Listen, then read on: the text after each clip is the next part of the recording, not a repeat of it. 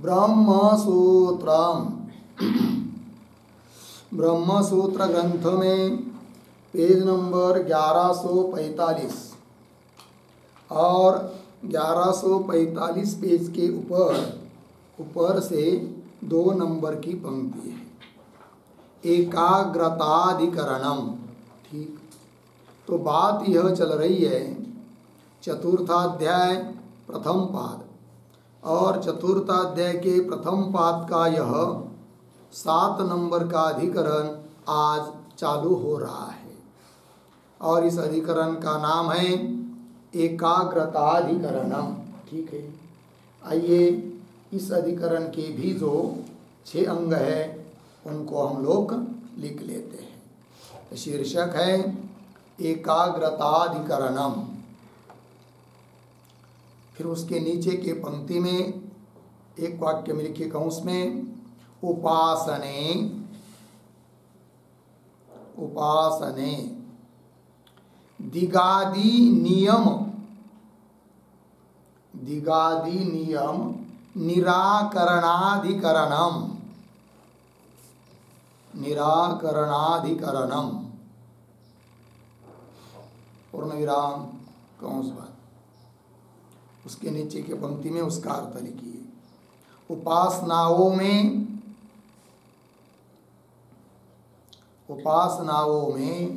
दिशादि नियम का निराकरण विषयक यह एकाग्रताधिकरण है। यह एकाग्रताधिकरण है। पूर्ण विराम कंस बंद। फिर नीचे नंबर 1 संगति बराबर पूर्वाधिकरणेन सह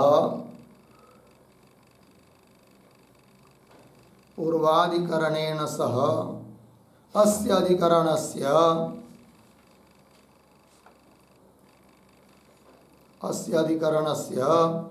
आक्षेप संगति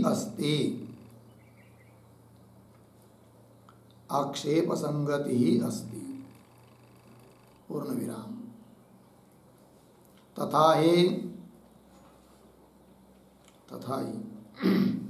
पूर्वाधिकरणे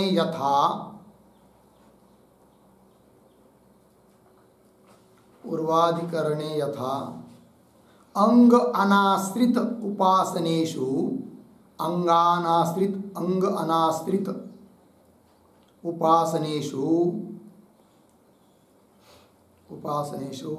आसन नियम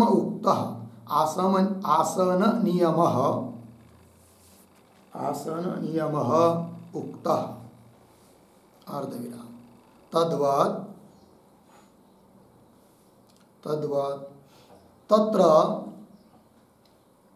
तत्र दिगादि नियमः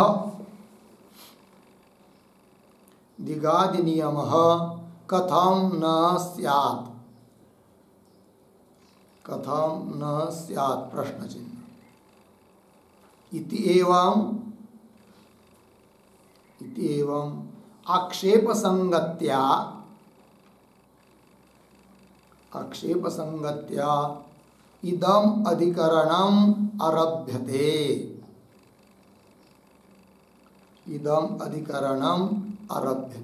ठीक, देखो भाई अर्थ।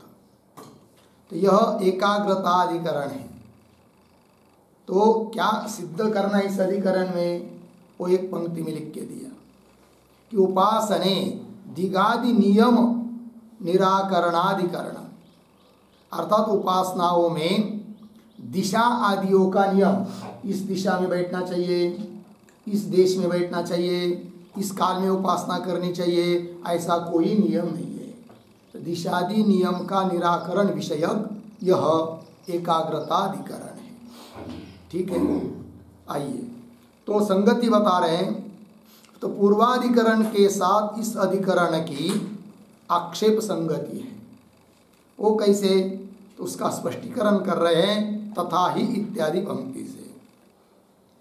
तो पूर्वाधिकरणे यथा, पीछे के अधिकरण में जिस प्रकार अंग अनाश्रित उपासनेषु, जो उपासना अंग के आश्रय से नहीं है, ऐसी जो अंग अनाश्रित उपासनाओं के बारे में कहा गया कि उसके लिए आसन का नियम है, अर्थात वे सब उपासनाएं बैठकर ही करनी चाहिए, चलते फिरते नहीं करनी चाहिए, इस प्रकार का नियम बताया था। फिर आगे तद्वत उस प्रकार तत्र उन्हीं अंगानाश्रित उपासनाओं में दिगादि नियम कथम न स्यात्, यदि आसन का नियम हो सकता है तो दिशा इत्यादियों का भी नियम क्यों नहीं होना चाहिए, अर्थात होना चाहिए, पूर्व पक्षी कहेगा, अर्थात आक्षेप करेगा। तो आक्षेप संगति से यह अधिकरण चालू हो रहा है, इस बात को बता दिया। अब आगे चलते हैं नंबर 2, विषय आगे अनंगाश्रित उपासनानि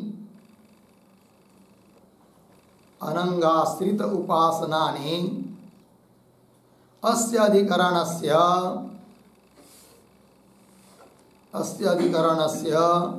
विचार विषयः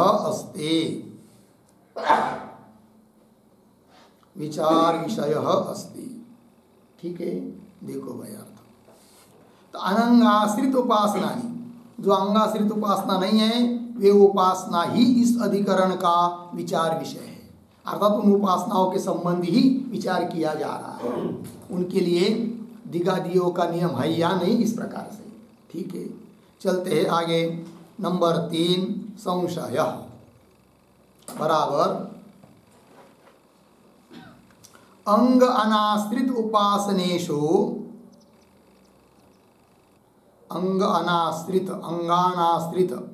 अंगानाश्रित उपासनेषु प्राच्यादि दिशि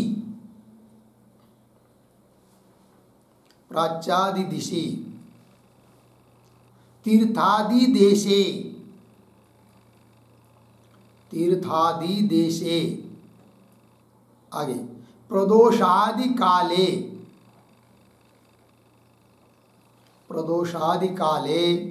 नियमः अस्ति न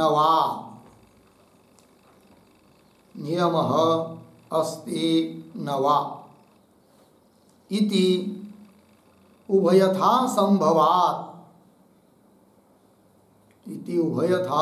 संभवात् भवति संशयः।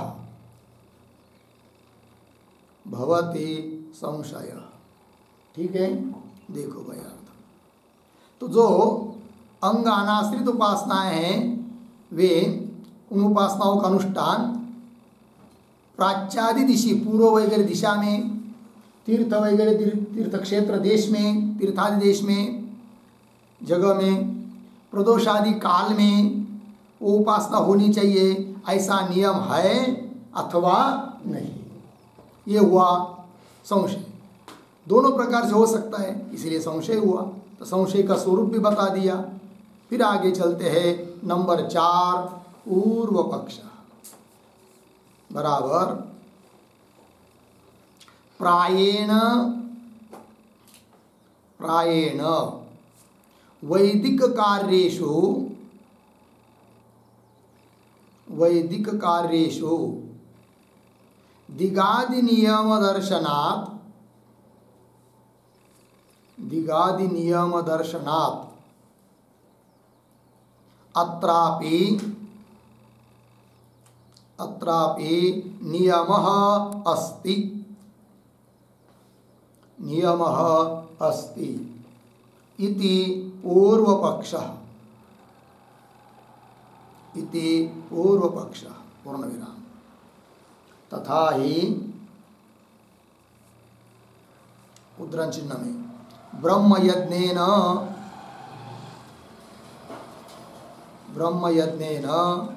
यक्षमाणः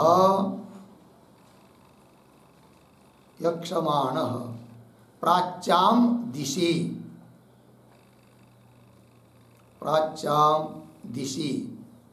उद्धरण चिन्ह बंद कौंस में लिखिए यज्ञ करने की इच्छा वाला, यज्ञ करने की इच्छा वाला पूर्व दिशा में ब्रह्म यज्ञ करे, ब्रह्म यज्ञ करे, कौंस बंद। आगे इति दिक् नियमः, इति दिक् नियमः पूर्ण विराम। आगे उद्धरण चिन्ह में प्राचीन प्रवणे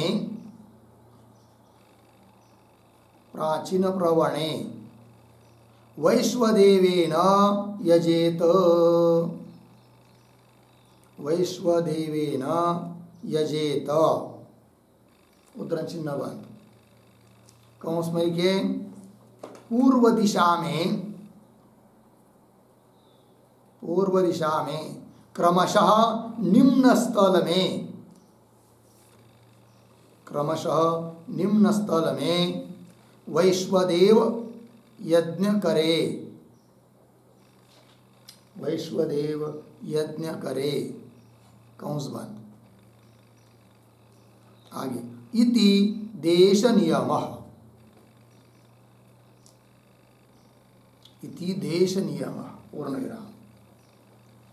आगे उद्धरण चिन्ह में अथ यद अपराह्ने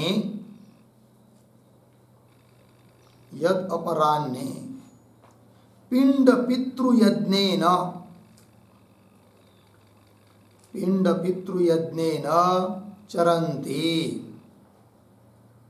चरन्ति, उद्धरण चिन्ह बंद। कौंस में लिखे अपराह्न में पिंड पितृ यज्ञ करे, पिंड पितृ यज्ञ करे, कौंस बंद। आगे इति काल नियमः,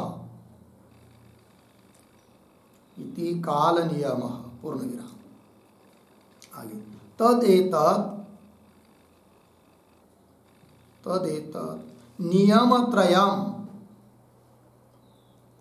नियमत्रयम् यथा कर्मणि दृश्यते, यथा कर्मणि दृश्यते, अर्धविराम। तथा उपासने अपि द्रष्टव्यम्, अर्धविराम। वैदिकत्वस्य अविशेषात्, वैदिकत्वस्य अविशेषात् इति पूर्वपक्षः, इति पूर्वपक्षः। ठीक है, देखो भाई यार, तो पूर्व पक्षी बोल रहा है प्रायः अधिकतर वैदिक कार्येषु, जो भी वैदिक वेदों के द्वारा विहित कार्य है उनमें दिगादि नियम दर्शनात्, दिशा इत्यादियों का नियम देखने को मिलता है। इसलिए अत्रापि अर्थात इन उपासनाओं में भी जो अंग अनाश्रित उपासनाएं हैं कि जिनकी चर्चा यहाँ पर चल रही है, उनके लिए भी नियम है, ऐसा बोल रहा है कौन? पूर्व पक्ष। उसका स्पष्टीकरण कर रहा है वो तथा ही इत्यादि पंक्ति से। तो नियम बता रहा है वो कैसा कहा नियम होता है। तो उदाहरण दिया, तो ब्रह्म यज्ञेन यक्षमाणः प्राच्याम दिशि यक्षमाण, यज्ञ करने की इच्छा वाला क्या प्राच्याम दिशि पूर्व दिशा में ब्रह्म यज्ञ करे। तो यहाँ पर इस मंत्र में, इस श्रुति में दिक् नियम, दिशा का नियम बताया, किस दिशा में यज्ञ करना चाहिए, तो दिशा का नियम हुआ। और दूसरी श्रुति प्राचीन प्रवणे वैश्वदेवेन यजेत, तो प्राचीन प्रवणे, प्राचीन का मतलब होता है पूर्व दिशा और प्रवण का मतलब होता है निम्न भाग, उतारता भाग, ढलान, ठीक है ना। तो पूर्व दिशा में क्रमशः निम्न स्थल में पूर्व दिशा की तरफ यज्ञ करना है, और वो भी किधर, ऐसा निम्न उतारता भाग जहाँ हो थोड़ा थोड़ा, ऐसे जगह पर वैश्वदेव करे।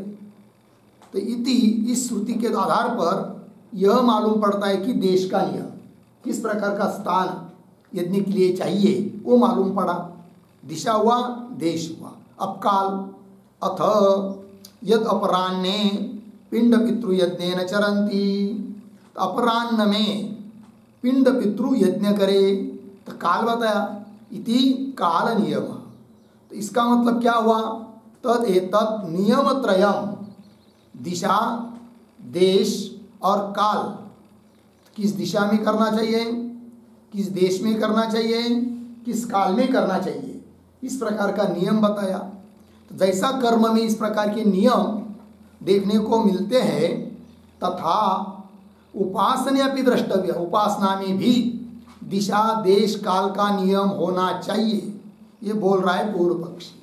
बोलेंगे क्यों, कर्म में हो तो रहने दो नियम, दिशा, देश, काल का, उपासना में क्यों ला रहे हो? तो उसका हेतु दे रहा है पूर्व पक्षी, वैदिकत्वस्य अविशेषा। जैसे वेदोक्त कर्म वैदिक है, वेद में प्रतिपादित है, उसी प्रकार उपासनाओं का प्रतिपादन भी वेद में है। तो वेद ने तो कहा है, इसलिए दिशा, देश, काल इनका नियम होना चाहिए, ये पूर्व पक्षी का अभिप्राय। फिर आगे चलते हैं, नंबर 5, सिद्धांत। सिद्धांत बराबर उपासनासु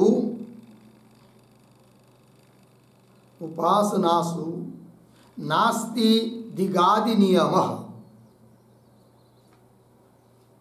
नास्ति दिगादि नियमः इति सिद्धान्तः, इति सिद्धान्तः पूर्णविराम। तथा ही आगे ऐकाग्र्यम ही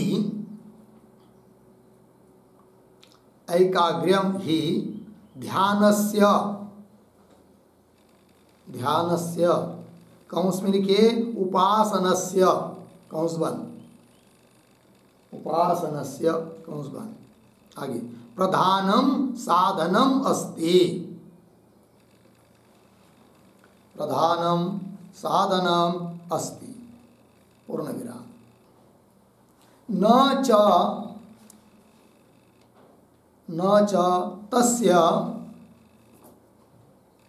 तस्य दिगादि नियत्या कश्चित् अतिशयः विद्यते, कश्चित् अतिशयः विद्यते पूर्ण विराम। अतः नास्ति नियमः, नास्ति नियमः पूर्ण विराम। आगे अतः एव श्रुति योगाभ्यासाय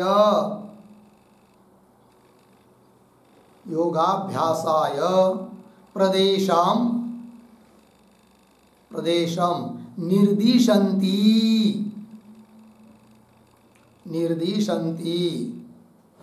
आगे उद्धरण चिन्ह में मनोनुकूले, उद्धरण चिन्ह बन, मनोनुकूले इति एव आह, इति एव आह पूर्ण विराम। आगे यस्मिन्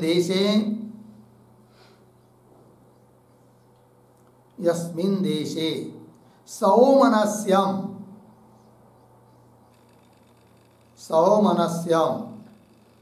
कंस में लिखे मन अच्छा रहे, प्रसन्न रहे, अच्छा रहे, प्रसन्न रहे, कंस बंद। आगे तत्र एव मनोयुञ्जात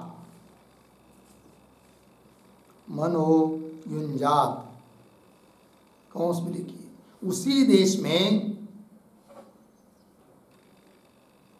देश में मन की स्थिरता करो, मन की स्थिरता करो, कंस बंद, अर्धविराम। आगे, न तु शास्त्रेण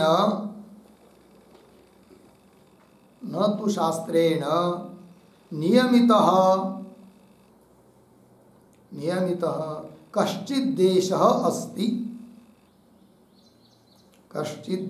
अस्ति इत्यर्थः।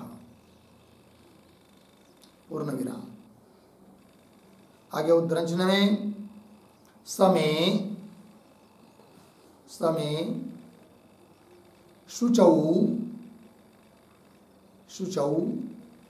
शर्करा वन्नी वालुकावर्जिते, शर्करा वन्नी वालुकावर्जिते,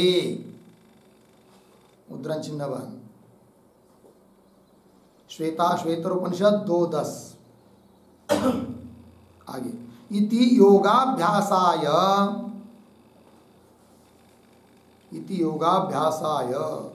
देश विशेषः श्रूयते,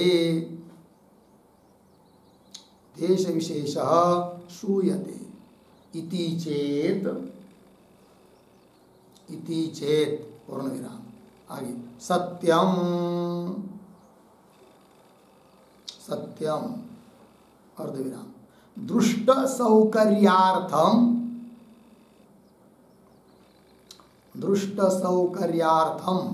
तु तद इति वाक्यशेषे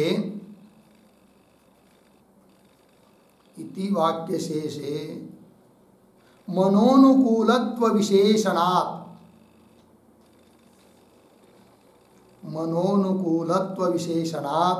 निश्चीयते, पूर्ण विराम। तस्मात् दिगादि नियमः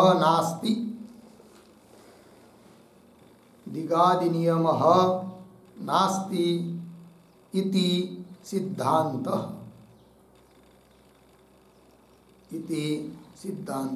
ठीक, देखो भाई अर्थ। सिद्धांत अपनी बात बोल रहे हैं। तो उपासनासु नास्ति दिशादि नियम, उपासना करने के लिए कोई नियम नहीं है दिशा इत्यादि होगा कि अमुक दिशा में बैठना चाहिए, अमुक देश में, अमुक काल में, कुछ नहीं। इति सिद्धांत।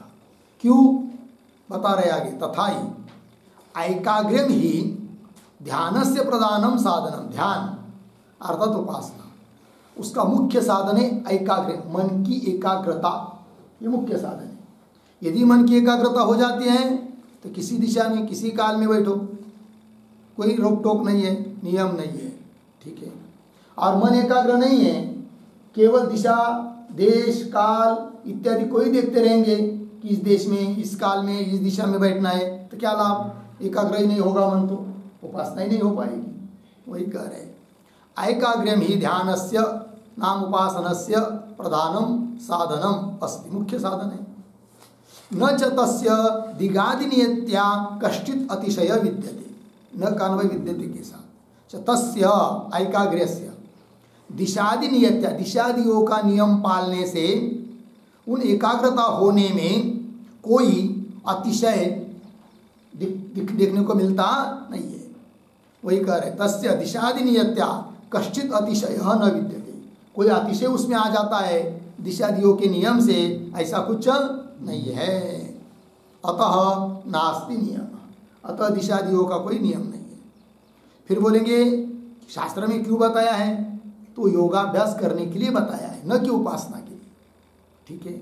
वही कह रहे, अतएव श्रुति योगाभ्यासाय प्रदेशम निर्दिशन्ति, आपको मन को एकाग्रता का अभ्यास करना है, योग करना है, तो उसके लिए प्रदेश आदि का महात्म्य बताती है श्रुति।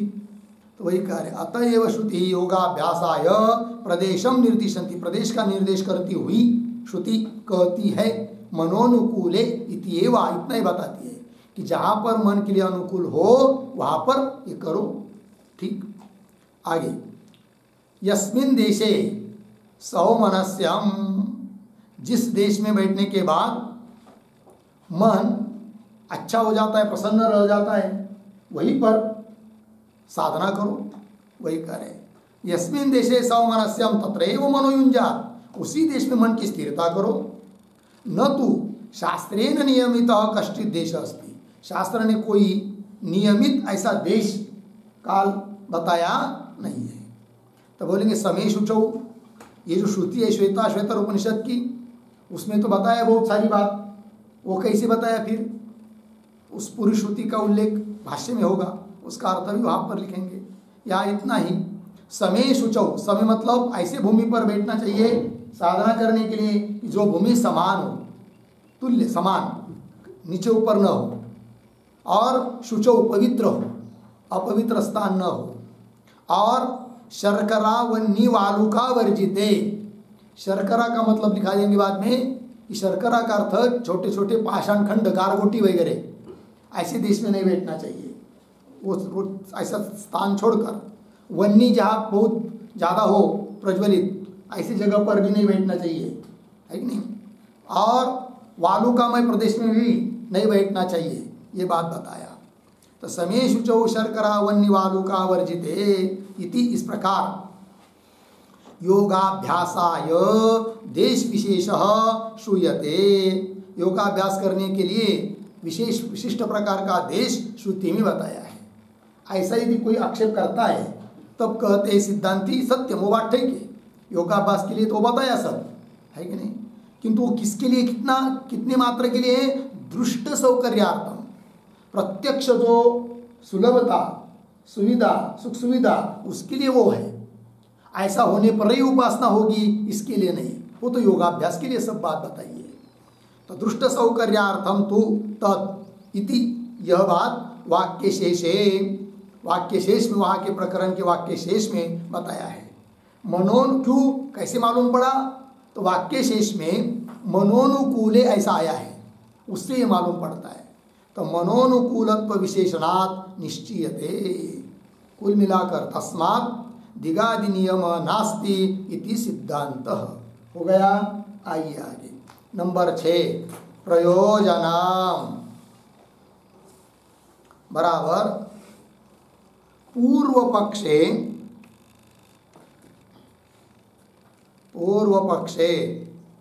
उपासनार्थम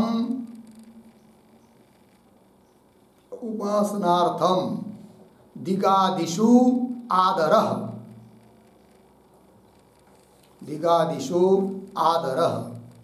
इति फलां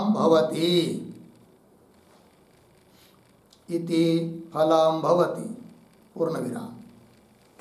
सिद्धांते तु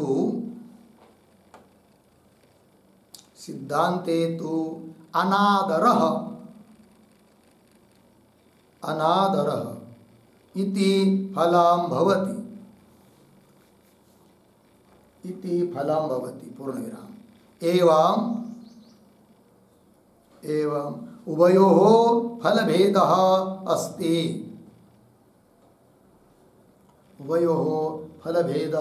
अस्ति, ठीक। देखो भाई, अर्थ पूर्व पक्ष में क्या फल है? तो उपासनार्थम, उपासना के लिए, दिगादिषु आदर, दिशा देश काल इसके बारे में आदर, पूर्व पक्ष किया उपासना के लिए। इति फलम भवति, सिद्धांत में अनादर, दिशा देश काल इत्यादि का कोई आदर नहीं है उपासना करने के लिए, अनादर इति फलम भवति। एवं उभयो फल भेद अस्ति, हो गया। आइए आगे, अब अधिकरण का सार बताने के लिए, हर एक अधिकरण के लिए जो 2 श्लोक होते हैं, उन श्लोकों का उच्चारण और अर्थ देख लेते हैं। तो उसमें से पहला श्लोक जो कि सिद्धांतियों का है, उसका उच्चारण, अच्छा, पहला श्लोक जो होता है वो पूर्व पक्षी का होता है, उस पहले श्लोक का उच्चारण और अर्थ देख लेंगे, और दूसरा श्लोक सिद्धांतियों का होता है। तो पहला श्लोक देखिए, दिग्देश काल नियमो विद्यते थ न विद्यते विद्यते वैदिकत्वेन कर्मस्वेतस्य दर्शनात् दिग्देशकालनियमो विद्यते न विद्यते विद्यते वैदिकत्वेन कर्मस्वेतस्य दर्शनात्। ठीक, पदच्छेद देखिए। दिग्देश काल नियम विद्यते अथ न विद्यते, आगे विद्यते अर्धविराम वैदिकत्वेन अर्धविराम कर्मसु एतस्य दर्शनात्। ठीक है, अन्वय सरल है। अर्थ को देखिए। दिक् देश काल नियम विद्यते अथ न विद्यते, विकल्प हुआ।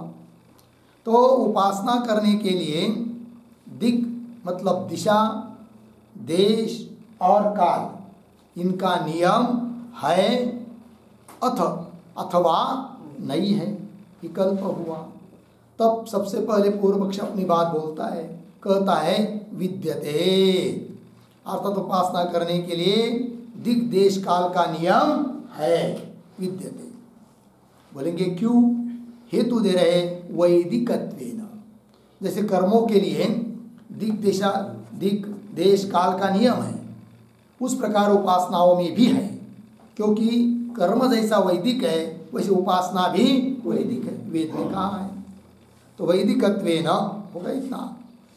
अच्छा, कर्मसु एतस्य दर्शनात्, एतस्य शब्द का अर्थ लिखिए दिक् देश काल नियमस्य, दिक् देश काल नियमस्य। ठीक है, आइए। तो कर्मसु कर्मों में दिक् देश और काल का नियम देखने को मिलता है, अतः जरूर उपासनाओं के लिए दिशा इत्यादियों का नियम होना चाहिए, ये पूर्व पक्षी की बात। अब आगे दूसरा श्लोक, उसका उच्चारण। ऐकाग्रस्या विशेषेण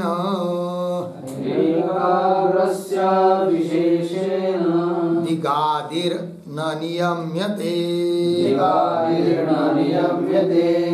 मनोनुकूले इत्युक्ते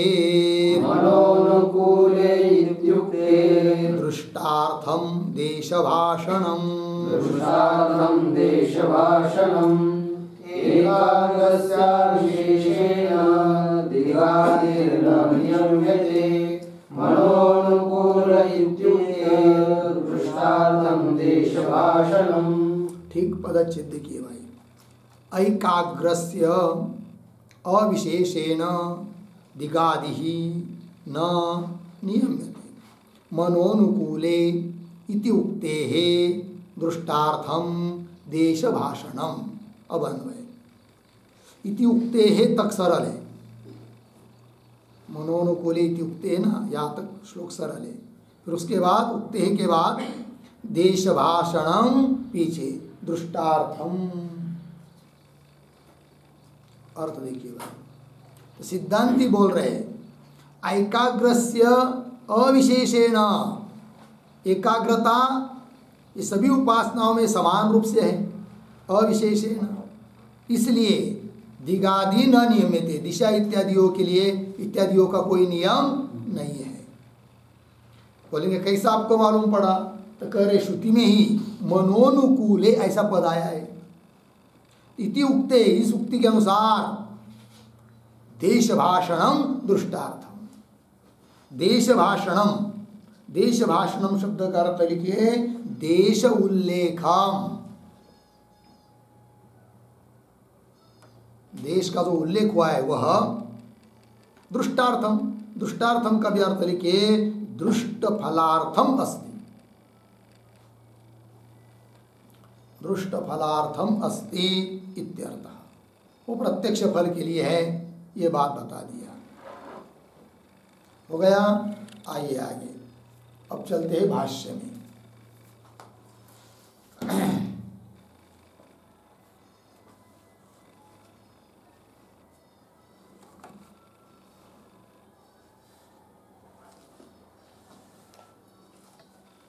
भाष्य में आई। दिग्देश कालेषु संशयः किम अस्ति कश्चित् नियमः नास्ति वा इति। ठीक है, आइए भाई, तो ये जो पंक्ति चालू हुई दिग्देश काल इत्यादि, उसके ऊपर लिखिए विचार विषय। विचार विषय और थोड़ा शब्दों का अन्वय भी करते हैं। तो दिग्देश कालेषु, एक शब्द छोड़कर आगे किम, और थोड़ा आगे कश्चित् नियमः, पीछे अस्ति, आगे नास्ति वा इति, पीछे संशय। ठीक है, और ये जो पंक्ति चालू हुई दिग्देश काल इत्यादि, उसके पूर्व में एक वाक्य लिख लीजिए अवतरण। अनंगाश्रित उपासनेषु, अनंगाश्रित उपासनेषु, उपासनेषु किम किम दिग्देश काल नियमः, दिग्देश काल नियमः अस्ति उत नास्ति, अस्ति उत नास्ति इति विहितेषु, इति विहितेषु उभयथा दर्शनात्, उभयथा दर्शनात् संशयम् आह, संशयम् आह दिग्देश इति।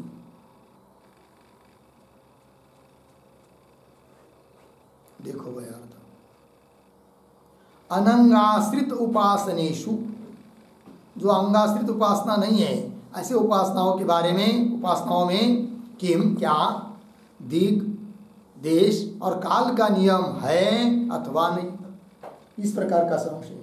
संशय आने का कारण इसलिए है कि विहितेषु, जिनका विधान किया है, उभयथा दर्शनात्, दोनों प्रकार से उसका अनुष्ठान किया जा सकता है, नियम के बिना, नियम के सहित, इसलिए संशय हो रहा है। तो वही संशय का स्वरूप भाष्य पंक्ति में दिया है। तो दिग्देश कालेषु, दिग्देश और काल के बारे में क्या कश्चित कोई नियम है या नहीं, ये संशय। उपासनाओं के लिए दिग्देश काल का नियम है या नहीं। तब आगे चलिए, प्रायेण वैदिकेषु आरंभेषु दिगादि नियम दर्शनात् स्यात् इह अपि कश्चित् नियमः इति यस्य मतिः तम प्रति आ। तो ये जो पंक्ति चालू हुई प्रायेण, उसके ऊपर लिखिए पूर्व पक्ष।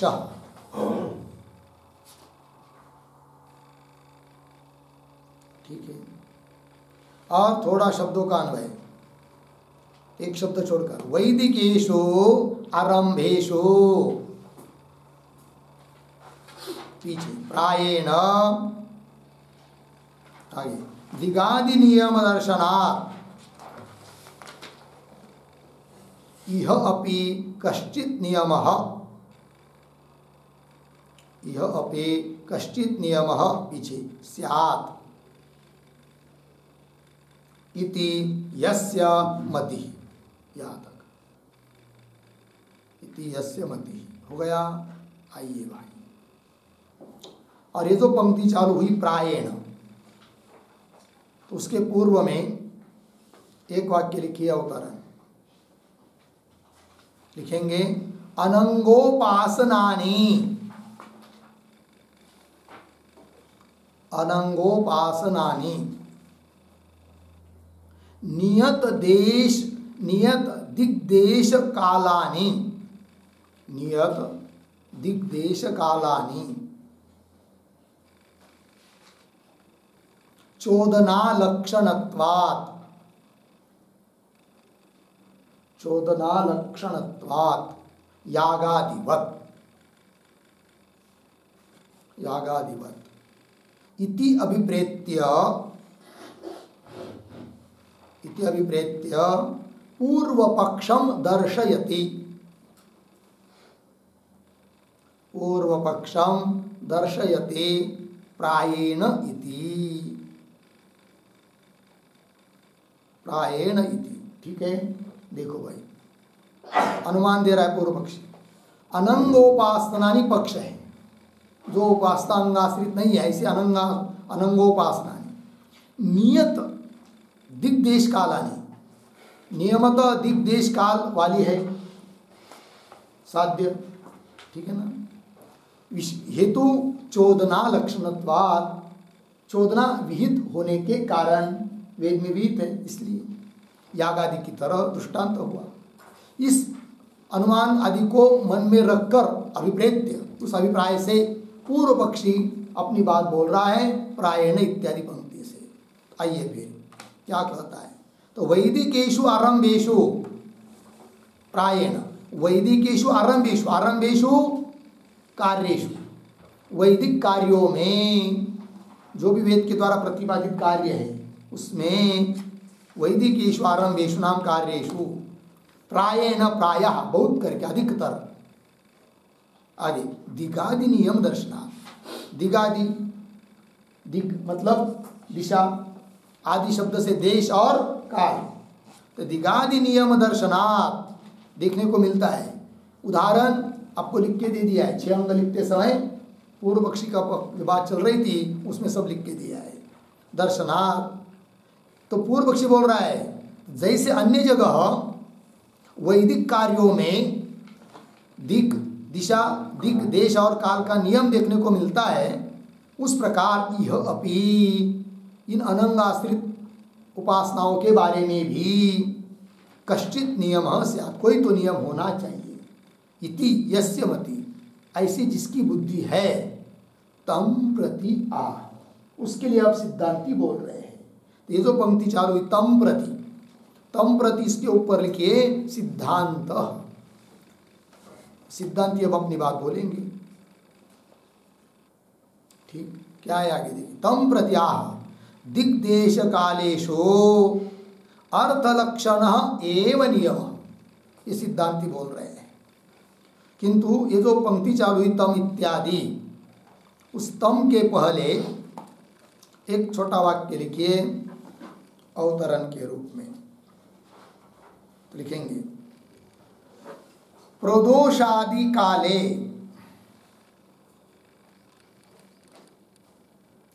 प्रदोषादि काले प्राच्यादि दिशि, प्राच्यादि दिशि तीर्थादि देशे, तीर्थादि देशे प्रकृत उपासनानुष्ठानम, प्रकृत उपासनानुष्ठानम इति प्राप्ते, इति प्राप्ते सिद्धांतयति, सिद्धांतयति तम इति।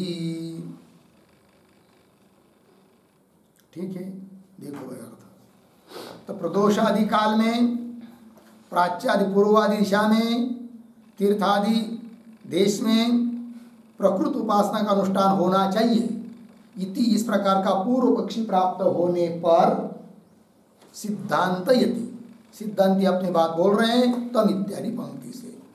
आइए फिर तम प्रति, जो नियम मानता है उसके प्रति आह उत्तर दे रहे हैं।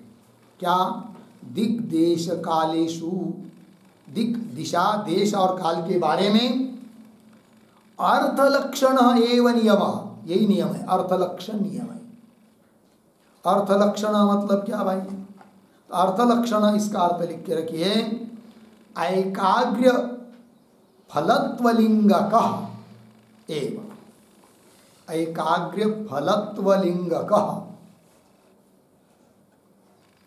ऐकाग्र्य फलत्वलिंगकः एव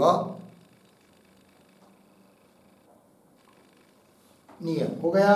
देखिए भाई अर्थ तो बोल रहे ठीक है नियम तो है, किंतु किस तरह से नियम है किस तरह से नहीं है, तब कहते हैं कि दिक देश और काल के बारे में हम इतना ही कह सकते हैं, क्या एकाग्र फलत्व लिंग कह, एकाग्रता रूप फल जिससे मिल जाए उस प्रकार का हमको दिक दिशा काल चाहिए, इतना ही नियम है फलात्मक प्रयोजनात्मक।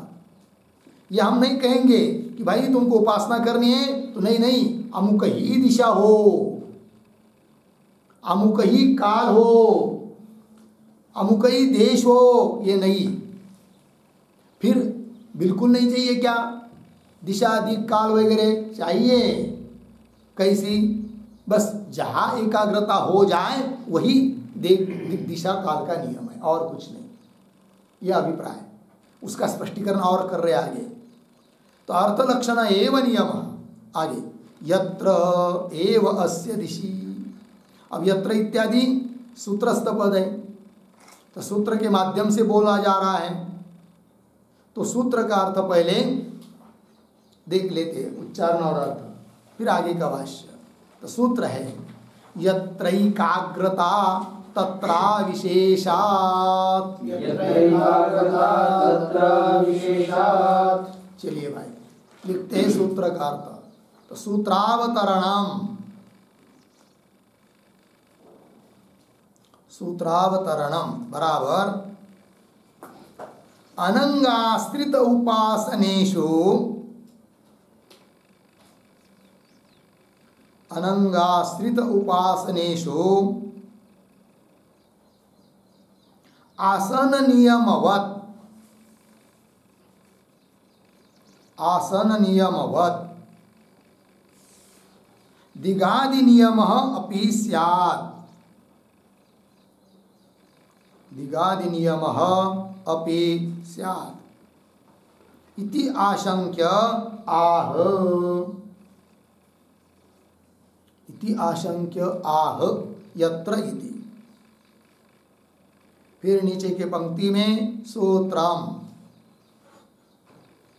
यत्रैकाग्रता तत्रा विशेषा 4-1-11 पदच्छेद यत्र एकाग्रता तत्र अविशेषात्। ठीक, फिर नीचे के पंक्ति में पदार्थोक्ति बराबर यत्र प्रतीक, यत्र बराबर यस्मिन् देशे काले वा, यस्मिन् देशे काले वा। फिर आगे प्रतीक एकाग्रता, एकाग्रता बराबर चित्तस्य एक विषय प्रवाह, एक विषय प्रवाह। फिर आगे प्रतीक तत्र बराबर तस्मिन् देशे उपासीत, तस्मिन् देशे उपासीत पूर्ण विराम। आगे कौंस में लिखिए कुतः प्रश्न चिन्ह, फिर आगे के तरफ बांध देकर कौंस बंद बराबर, आगे कौंस बंद, आगे प्रतीक अविशेषात्, अविशेषात् बराबर दिगादि देश विशेषस्य, दिगादि देश विशेषस्य श्रवणाभावात्, श्रवणाभावात् हो गया। देखो भाई अर्थ,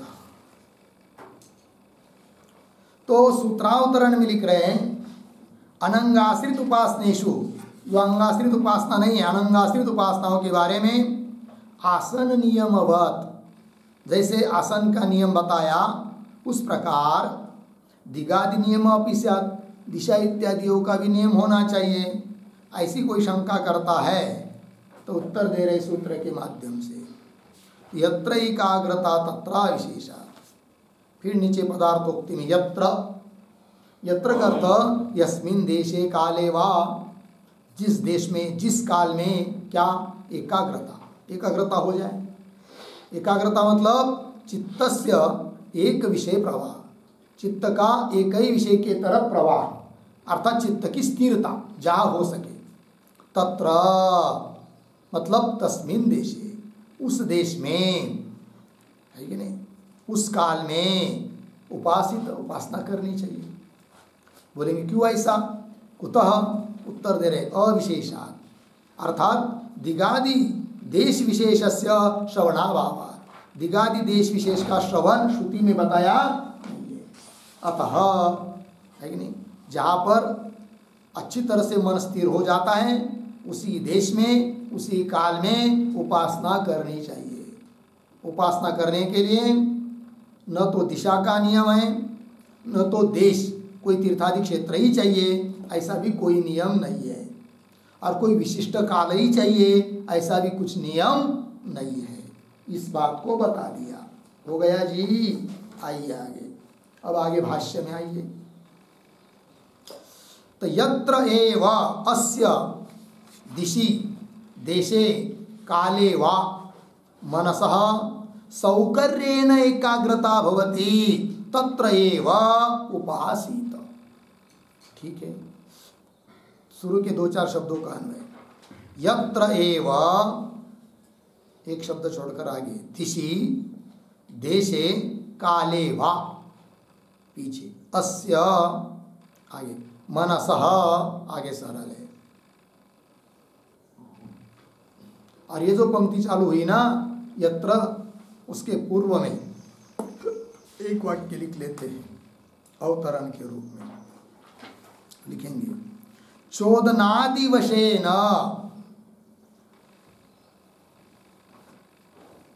चोदनादि वशेन उक्तोपासनेषु, उक्तोपासनेषु न देशादि नियमः, न देशादि नियमः, किंतु उपास्ये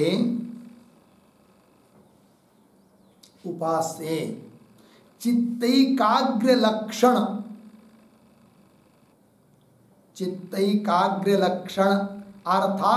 अर्थाक्षिप्त, लक्षण अर्थाक्षिप्त एव तन्नियमः इति उक्तम्, तन्नियमः इति उक्तम् विवृणोति, विवृणोति यत्र इति। ठीक है, देखो भाई अर्थ। तो चोदना, हाँ, चोदनादि वशे न केवल वेद के द्वारा विहित है, इसके आधार पर दिग्देशा काल का नियम नहीं कर सकते।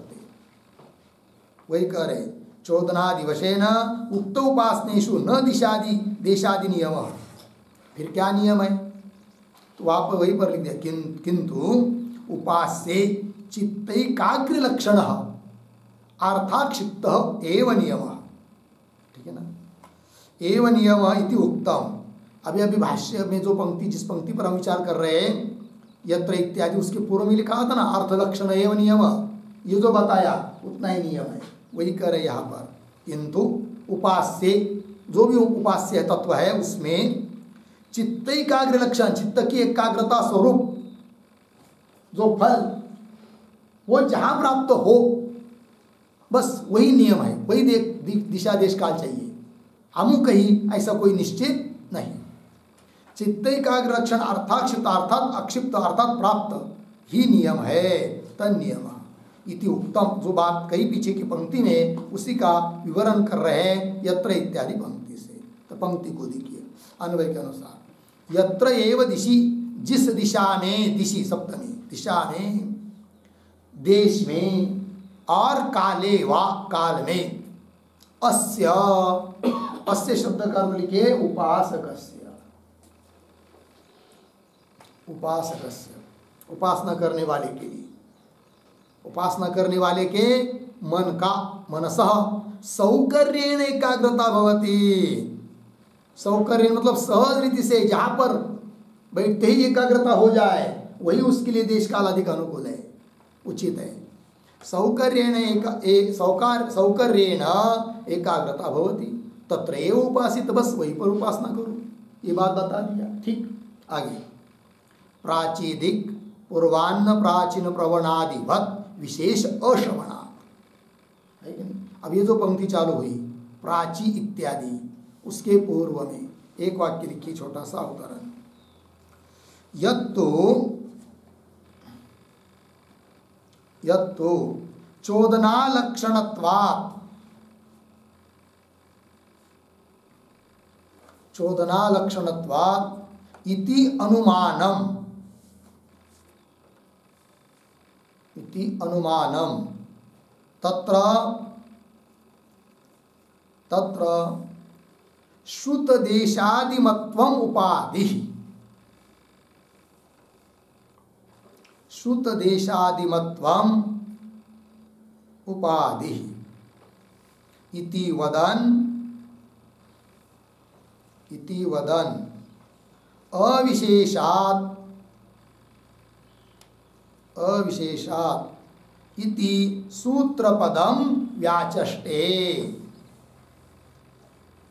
इति सूत्रपदम व्याचष्टे प्राची इति। ठीक है, देखो भाई अर्थ। तो जो पूर्व पक्षी ने अनुमान दिया था अनंगोपासनानि नियत दिग्देश कालानि चोदना लक्षणत्वात् वगैरह वगैरह, तो वो अनुमान भी सही नहीं है, हेत्वाभास है। वही कह रहे सिद्धांती, यत् चोदना लक्षणत्वात् इति अनुमानम, हेतु देकर, ये हेतु देकर अनुमान दिया था, चोदना लक्षणत्वात् अनुमानम तत्र, वहाँ पर उपाधि है शुद्ध देशादि मत्वम उपाधि, अर्थात उपाधि से युक्त होने के कारण वो हेतु सोपाधि हेतु है, अपने साध्य को सिद्ध नहीं कर सकता है। तो श्रुत देशादि मत्वम उपाधि इति वदन, ऐसा कहते हुए अविशेषात, ये जो सूत्रस्थ पद है उसकी व्याख्या कर रहे भगवान भाष्यकार प्राची इत्यादि पंक्ति से। तो पंक्ति को देखिए, प्राची दिक, प्राची दिक पूर्वान्न प्राचीन प्रवणादिवत, प्राची दिक पूर्वान्न प्राचीन प्रवणादिवत विशेष अश्रवण। सिद्धांती कह रहे हैं कि जैसे कर्मादियों के लिए पूर्व दिशा, पूर्वान्न वगैरह का मतलब काल, और प्राचीन प्रवणादिवत, प्राचीन प्रवण मतलब पूर्व दिशा के दिशा में ढलान, उत्तरता भाग, वो देश हुआ। इस प्रकार से दिग्देश काल का नियम होता है अन्य जगह कर्मादियों में, उसकी तरह यहाँ पर विशेष श्रुति ने बताया नहीं है। वही लिखा है आगे, प्राची दिक पूर्वान्न प्राचीन प्रवणादिवत विशेष अश्रवणात्, विशेष देश काल का नियम श्रुति ने बताया नहीं है। इसलिए जो उपासना है उनके लिए दिग दिशा इत्यादि को का नियम नहीं है, दिग्देश आदियों का। आगे चलिए, एकाग्रतायाः इष्टायाः सर्वत्र अविशेषात्, थोड़ा अन्वय, इष्टायाः पीछे, एकाग्रतायाः आगे, सर्वत्र अविशेषात्। हो गया। अब ये जो पंक्ति चालू हुई एकाग्रतायाः, उसके पूर्व में एक छोटा वाक्य, हेतोः अर्थांतरम आह, अर्थांतरम आह एकाग्रतायाः इति। ठीक है ना। सूत्र में जो हेतु दिया है अविशेषात्, वो तो उसकी व्याख्या कर दिया एक बार, ठीक है ना।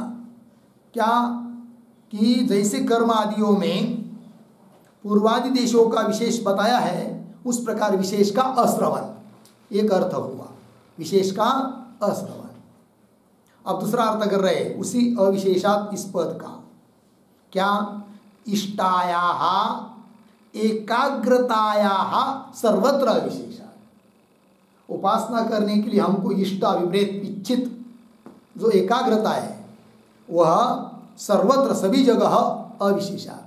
किसी भी देश में किसी भी काल में यदि बैठोगे और एकाग्रता हो जाती है वही उसके लिए देश काल है, अर्थात विशिष्ट प्रकार का देश काल इसकी जरूरत नहीं है, यह अर्थ हुआ। इष्टाया एकाग्रताया सर्वत्र अविशेषात, इतनी बात हुई। आगे चलिए, अब आगे आक्षेप कर रहा है पूर्व पक्षी, ननु विशेषमपि केचित आमनन्ति, ठीक है ना। समे शुचौ शर्करा वन्यवालुका विवर्जिते शब्द जलाश्रयादिभिः मनोनुकूले न तो चक्षुपीडने गुहा निवाताश्रयणे प्रयोजयेत इति यथा इति, ठीक है। आइए भाई, ये जो पंक्ति चालू है ना ननु इत्यादि, उसके ऊपर लिखिए आक्षेप।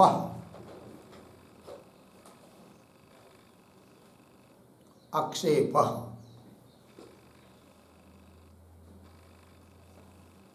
ठीक। और ननु इत्यादि पंक्ति का वो 3-4 शब्द ने शुरू किए, उसका अन्वय ननु केचित पीछे विशेषम अपि आगे आमनन्ति, विशेषम अपि आमनन्ति हुआ। और ननु के पहले बहुत छोटा वाक्य लिखिए, एक अवतरण, विशेष अश्रवणम असिद्धम, विशेष अश्रवणम असिद्धम इति शंकते ननु इति, ठीक है जी। देखिए, तो पूर्व पक्ष आक्षेप कर रहा है, वो कहता है कि हे सिद्धांती, तुमने अभी अभी पीछे के पंक्ति में जो बात कही अविशेषात, विशेष श्रवण नहीं है, श्रुति विशेष रूप से नहीं बता रही है दिग्देश काल का, दिशा देश काल का, इसलिए कोई नियम नहीं ऐसा कह रहे हो, किंतु ये तुम्हारा कहना गलत है, क्योंकि श्रुति में दिशा देश काल बताया है।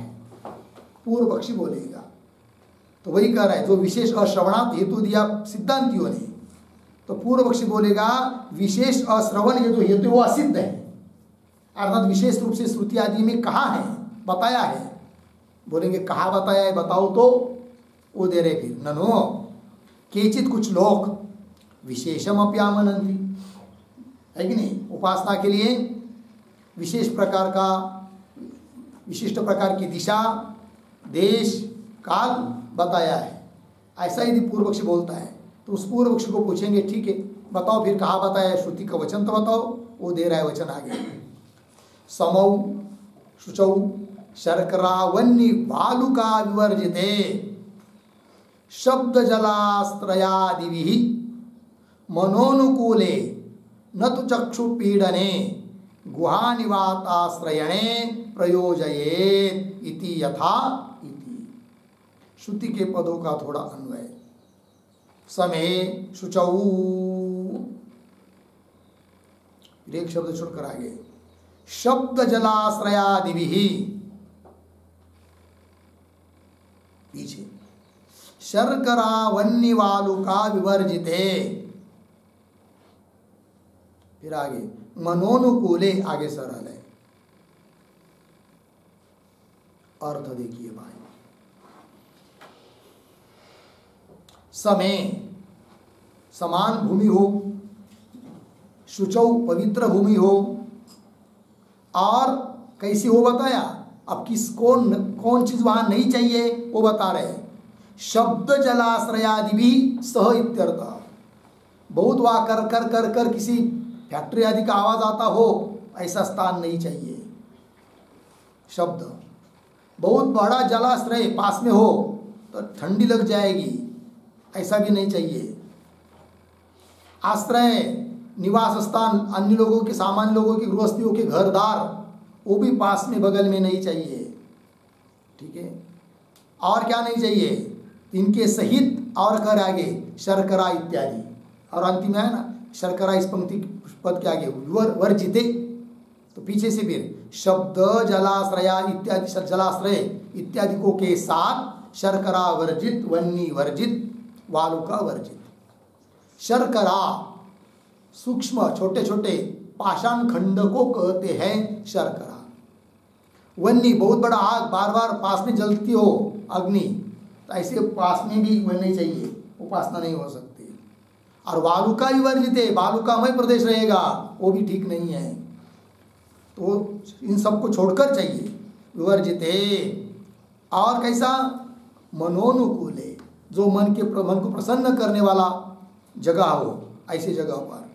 न तो चक्षु पीड़ने, चक्षु पीड़न मशक वगैरह मच्छर वगैरह जहाँ वहाँ नहीं होनी चाहिए। नहीं तो ध्यान करने के लिए बैठे हैं और मच्छर इधर उधर कान के आगे घूम रहे हैं, वो भी नहीं चलेगा। न तो चक्षु पीड़ने। फिर गुहा, किसी गुफा में एकांत में, निवात, गुहा निवात एकांत में, और एकांत में आश्रयने, एकांत आश्रय में एकांत जगह में प्रयोजये, मतलब उपासना करनी चाहिए। इति यथा इति। ठीक है जी। तात्पर्य पूर्व पक्षी कहता है इस श्रुति में तो विशेष प्रकार का ये सब बात बताई है, तो कैसा आप कह रहे हो कि दिशा देश और काल का नियम नहीं है करके, ये आक्षेप हुआ। किंतु ये तो श्रुति है ना, श्रुति के कुछ पद सरल है, कुछ पदों का अर्थ लिख लेंगे। लिखते हैं समय बराबर, समय बराबर समतल भूमौ,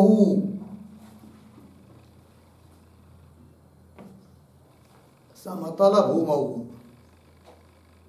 फिर आगे प्रतीक शुचौ बराबर पवित्र स्थाने, पवित्र स्थाने अर्धविराम। आगे शब्द जलाश्रयादिभिः,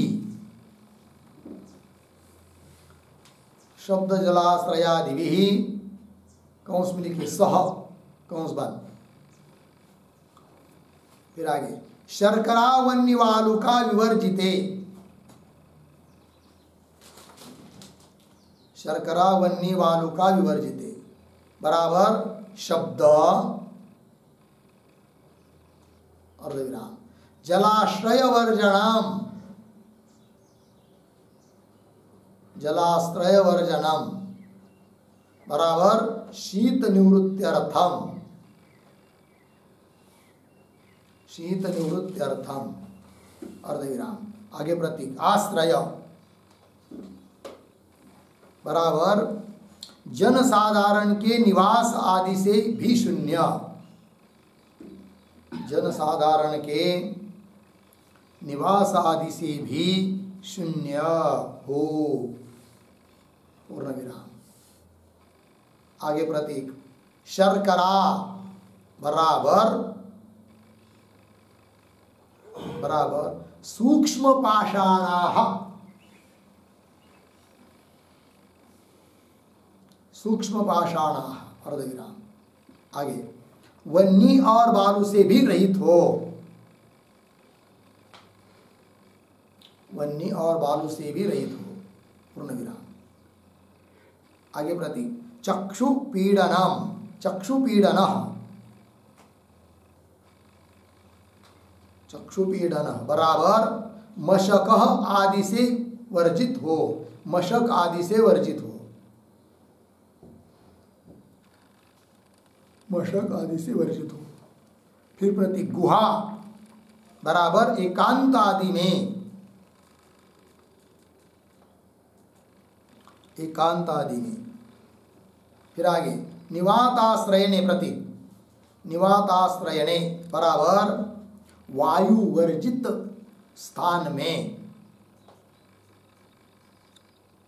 वायु वर्जित स्थान में बैठकर,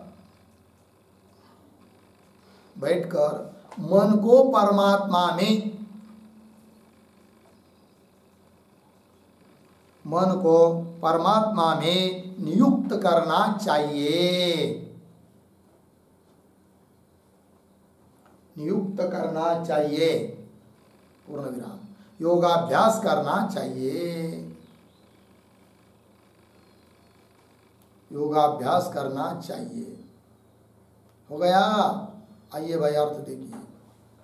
समय मतलब समतल भूमो, जहाँ ऊपर नीचे भूमि न हो, समतल हो, ऐसे भूमि पर बैठकर ये उपासना होती है। और शुचौ मतलब पवित्र स्थान में। फिर आगे आया है श्रुति में शब्द जलाश्रयादि भी शर्करा वन्य वालु का विवर्जिते, मतलब ऐसा स्थान हो कि जहाँ पर बहुत बड़ा ध्वनि न हो, शब्द, कोई जलाश्रय न हो इत्यादि के सहित शर्करा वन्य वालु का विवर्जिते। शर्करा, तो शर्करा शब्द का अर्थ है कि नहीं, ये हो न सब शब्द। जलाश्रय वर्जनम, बहुत बड़ा जलाशय नहीं हो, नहीं तो ठंडी लग जाएगी, शीत निवृत्ति के लिए कहा गया। आश्रय मतलब जन साधारण के निवास, लोगों के घर वहाँ पर न हुए हो, है कि नहीं, निवास आदि से भी शून्य। और शर्करा, शर्करा शब्द का अर्थ हुआ सूक्ष्म पाषाण, छोटे छोटे दगड़ पाषाण, गारगोटियाँ, वन्नी और बालू से रहित हो। ठीक, आगे चक्षु पीड़ना, प्रतीक है ना, उसका अर्थ कर दिया मशक। कभी कभी आँख के सामने छोटे छोटे कीड़े घूमते रहते हैं ना, वो भी विक्षेप हो जाता है, ऐसा स्थान भी नहीं चाहिए। तो मशक आदि से वर्जित। गुहा मतलब एकांत आदि, अर्थात निवात आश्रयणे, मतलब निवात मतलब वायु रहित हो, बहुत बहुत तेज वायु बहती हो, ऐसी जगह पर भी उपासना नहीं हो सकती, ध्यान नहीं हो सकता है। ठीक है, तो निवाताश्रयणे मतलब वायु वर्जित स्थान में बैठकर मन को परमात्मा में नियुक्त करना चाहिए। ठीक है जी, अर्थात योगाभ्यास करना चाहिए। ये बात हो गई। चलते हैं आगे। समय शुचौ, सभी शब्दों का फर्क गया ना, आगे चलिए फिर। इति यथा इति, ये हुआ आक्षेप। अब आगे उच्यते सत्यम अस्ति एवं जातीय का नियम सति तो अस्मिन् तद्गतेषु विशेषेषु अनियमः इति श्रुतभूत्वा आचार्यः आचष्टे। ठीक है, आइए भाई। उच्चते, और ये उच्चते जो पंक्ति चालू हुई समाधान, उच्चते के ऊपर लिखिए समाधानम, आक्षेप का समाधान चल रहा है। अब उच्चते के पहले एक वाक्य भी लिखिए, अवतरण। वाचनिके, वाचनिके कौंस में लिखिए, शब्दों में अभिव्यक्त,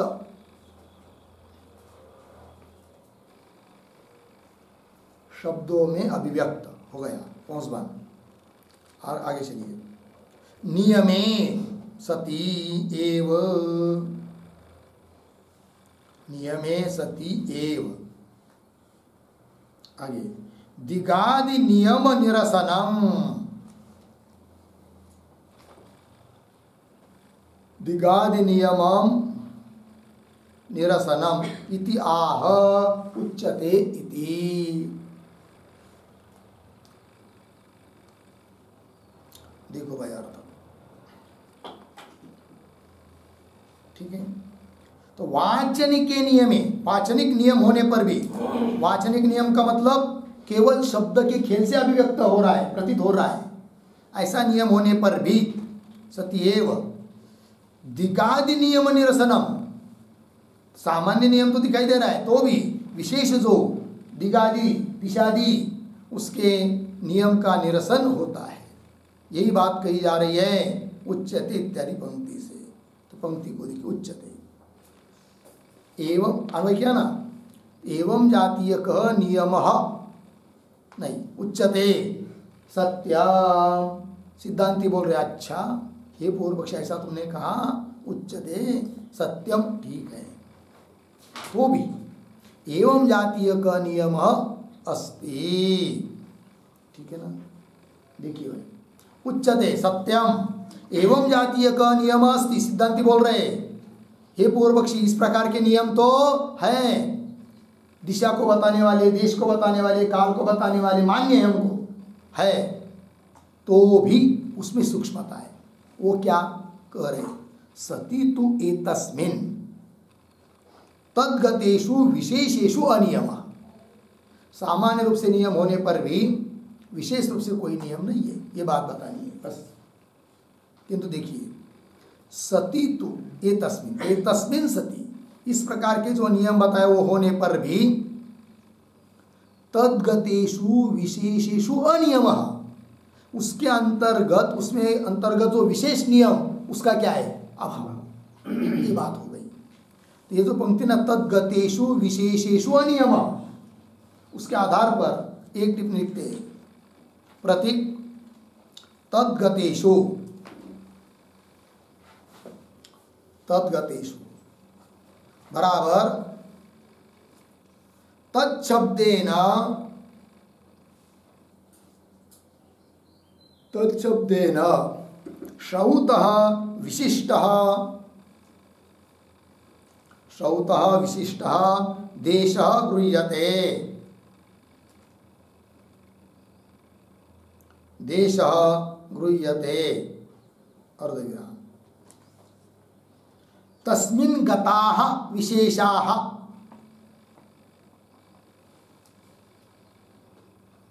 तस्मिन् गताः विशेषाः तु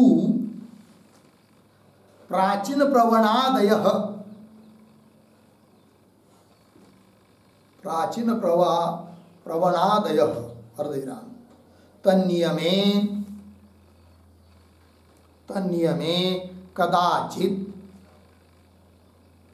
कदाचित् एकाग्रता अयोगेन, एकाग्रता अयोगेन उपासन अयोगात्, उपासन अयोगात् प्रधान विरोधात् तत् अनियमः श्रेयान्, प्रधान विरोधात्, प्रधान विरोधात् तत् अनियमः श्रेयान्, तत् अनियमः श्रेयान् इत्यर्थः। ठीक है, देखो भाई अर्थ। तो पंक्ति को देखिए पहले भाष्य में, तो ये तस्मिन् सति, ऐसे सामान्य नियम होने पर भी तद्गतेषु विशेषेषु अनियम, उसमें कोई विशेष नियम नहीं है, यह अर्थ थोड़े में। किंतु शब्द आया है तद्गतेषु, उसका स्पष्टीकरण कर रहे हैं। तद्गतेषु का मतलब तत् शब्द से क्या लेंगे? तो तत् शब्देन श्रौत विशिष्ट देश गृह्यते, श्रुति में बताया हुआ विशिष्ट देश का ग्रहण करेंगे तत् शब्द से। और तस्मिन् गतः, उस देशादियों के बारे में, गतः मतलब विशेषाः तु, विशेष, क्या विशेष? प्राचीन प्रवणादय, पूर्व दिशा के पर ढलान पर वो काम करो इत्यादि, है कि नहीं? तन्नियमे कदाचित एकाग्रता योगेन, किंतु सिद्धांत पक्ष में वो सब नियम नहीं है, क्योंकि वैसा नियम यदि मानते हैं तो वो नियम करने में ही लक्ष्य चित्त लग जाएगा। तो तन्नियमे कदाचित एकाग्रता अयोगेन, तब तो आपके मन में एकाग्रता नहीं हो पाएगी, अयोगेन, इसलिए उपासन अयोगा, क्योंकि मन एकाग्र होगा तब उपासना होगी।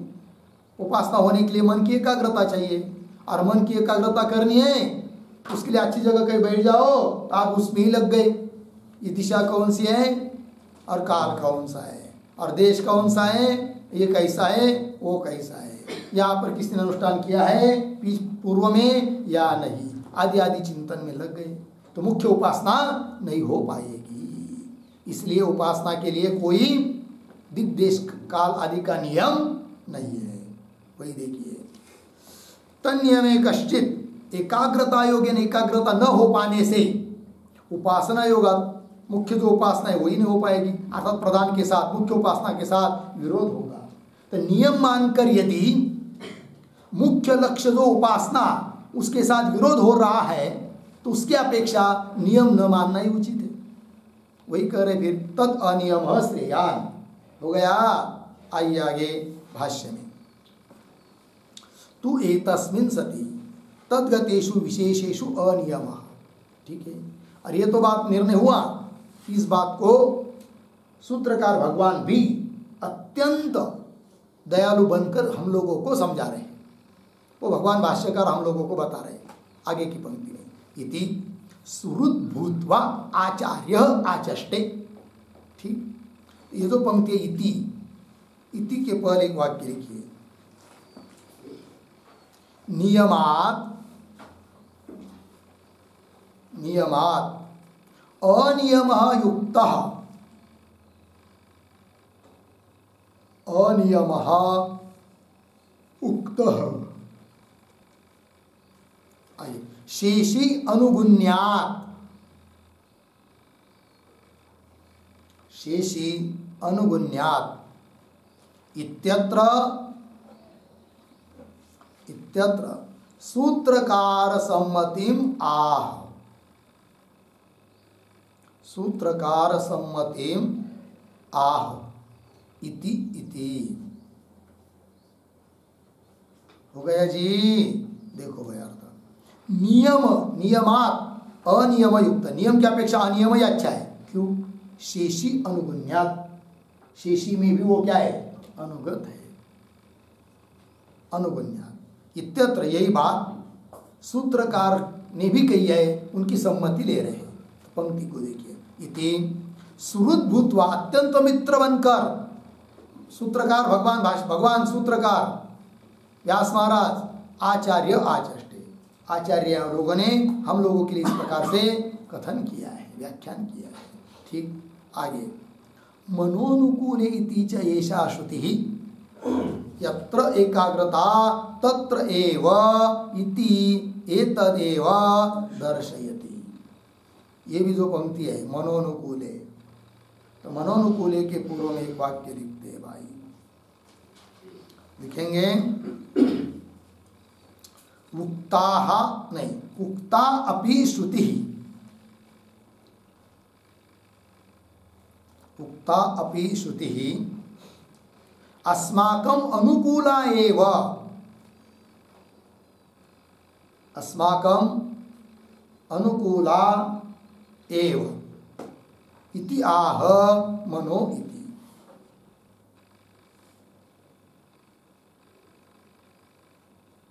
ठीक है, देखो यार, तो उक्ता भी श्रुति, ऊपर कही हुई श्रुति ही हम लोगों के लिए अनुकूल है। कौन सी श्रुति? समय शुचौ इत्यादि श्रुति हम लोगों के लिए अनुकूल है। अस्माकम अनुकूला एव इति, यही बात बोल रहे हैं अभी। पंक्ति को देखिए, तो मनोनुकूले इति च एषा श्रुति है कि नहीं? यही तो श्रुति कौन सी? मन समय शुचौ शर्करा वन्य वालुका विवर्जिते शब्द जलाश्रयादि भी मनोनुकूले, ऐसा है ना? तो वही कहा मनोनुकूले इति च एषा श्रुति यत्र एकाग्रता तत्र एव, जहाँ सचमुच एकाग्रता होती है वहीं पर यह श्रुति लागू होती है। यत्र एकाग्रता तत्र एव, मतलब वहीं पर ही उपासना करनी चाहिए। तत्र एव इति तदेव दर्शयति, इसी बात को भगवान सूत्रकार दिखा रहे हैं। ये बात यहाँ पर समाप्त हुई। कुल मिलाकर तात्पर्य इतना ही है कि जब हम लोग अहंग्रह वगैरह उपासना करते हैं तब उसके लिए कोई देश, कोई दिशा, कोई काल, इसका कुछ भी नियम नहीं है। अपने मन से जिससे मन प्रसन्न हो जाता है ऐसी जगह पर बैठकर उपासना करनी चाहिए। यह अर्थ निकल आया। इसके साथ साथ 11 नंबर के सूत्र का अर्थ पूरा हुआ और इसके साथ साथ ये 7 नंबर का अधिकरण भी समाप्त हुआ। आगे का विचार हम लोग कल करेंगे। ओम पूर्णमदः पूर्णमिदं पूर्णात् पूर्णमुदच्यते पूर्णस्य पूर्णमादाय पूर्णमेवावशिष्यते। ओम